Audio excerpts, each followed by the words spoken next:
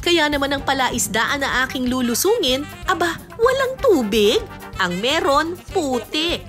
Ito yung pond na dinidrain na nila ng tubig. Kasi papalitan na nila ito ng tubig at lalagyan na nila ng mga bagong hito, yung mga maliliit na hito.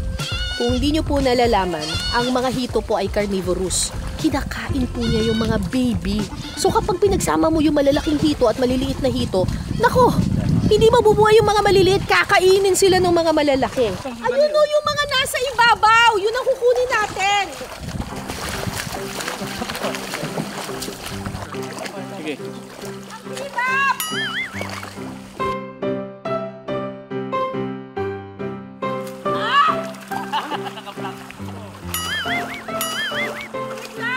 Grabe, ang lalim ng putik. Hirap po talaga dito sa putikan.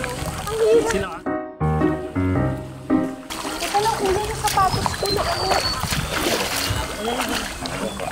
Magpapaan na lang ako.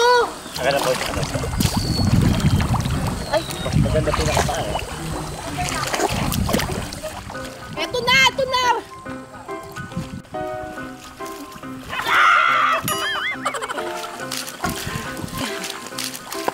Ayun, nahuli.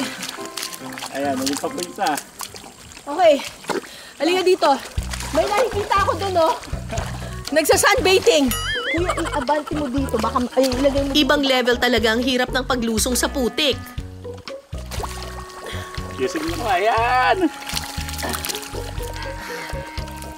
Wow! I got one.